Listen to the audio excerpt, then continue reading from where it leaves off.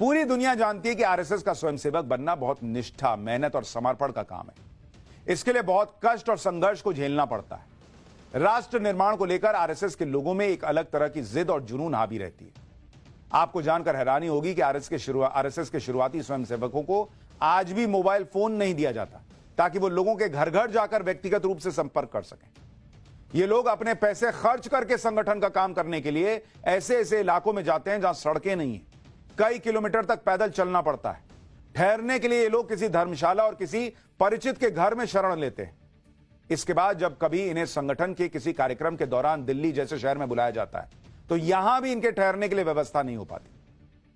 अब जब यहां एक इमारत बनाई गई तो कांग्रेस के नेता इसको शीश महल का नाम दे रहे हैं। जो लोग ये नहीं जानते कि पिछले 100 साल में आरएसएस ने किस तरह के कष्ट और संघर्ष को झेला है और तब जाकर इतना बड़ा संगठन बना है, उन्हें यह जानना चाहिए।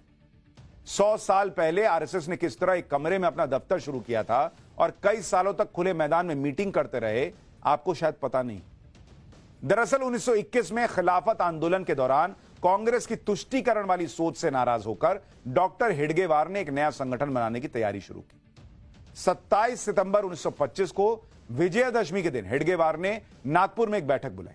हेडगेवार के घर शुक्रवारी में 5 लोगों की बैठक हुई जिसमें संघ को शुरू करने का ऐलान हुआ। 17 अप्रैल 1926 को हेडगेवार के संगठन का नामकरण हुआ राष्ट्रीय स्वयंसेवक संघ यानी आरएसएस। शुरुआत में हफ्ते में 2 दिन बैठक और शाखा लगाई जाती थी। बाद में नियमित रूप से शाखा लगाने के लिए नागपुर के मोहिते का बाड़ा मैदान चुना गया। यहीं पर 18 मई 1926 से संघ की नियमित बैठक और शाखा की शुरुआत हुई। लेकिन हेडगेवार को जंगल सत्याग्रह में शामिल होने के बाद 9 महीने जेल में रहना पड़ा। इस दौरान मोहिते का बाड़ा के मालिक साहूकार गुलाब ने संघ की शाखा लगाने से मना कर दिया। इसके बाद भोसले संस्थान के हाथी खाना में संघ की बैठकें और शाखा लगने लगी। बाद में यह जगह भी छोड़नी पड़ी और महाराज भोसले के तुलसी बाग में संघ की शाखा लगने लगी। इसी बीच 1941 में साहूकार गुलाबराव कर्ज में फंस गए और 30 जून 1941 को माधवराव सदाशिव के नाम से पूरा मोहिते का बाड़ा ही खरीद लिया गया।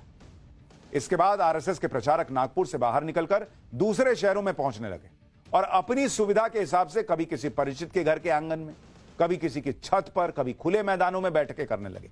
यह सिलसिला सालों चला। महाराष्ट्र से बाहर संघ की पहली शाखा 1930 में वाराणसी में लगी। स्वयंसेवक बनने के लिए बहुत कठिन नियमों की शुरुआत हुई जो आज भी जारी है। जैसे आरएसएस अपने कार्यकर्ताओं यानी स्वयंसेवकों के लिए 3 तरह के ट्रेनिंग कैंप आयोजित करता है। ये कैंप 1 दिन से लेकर महीने भर तक के हो सकते हैं। ट्रेनिंग कैंप में शामिल होने वाले स्वयंसेवक अपने साथ कपड़े, बर्तन और चटाई चादर लेकर आते हैं। एक शिविर के लिए हर स्वयंसेवक से 100 से 200 रुपए तक की फीस ली जाती है। संघ के ट्रेनिंग कैंप में मोबाइल ले जाना मना होता है। पूरी ट्रेनिंग के दौरान स्वयंसेवक अपने परिवार और दोस्तों से दूर रहते हैं। इसके बाद संघ का प्रचार प्रसार करने के लिए अलग अलग इलाकों में इन्हें भेजा जाता है। इस दौरान स्वयंसेवक को अपनी जेब से खर्चा करके जाना होता है। कई बार पैसा बचाने के लिए स्वयंसेवक पैदल यात्रा भी करते हैं। इसके अलावा अपने स्तर पर खाने की व्यवस्था करनी पड़ती है।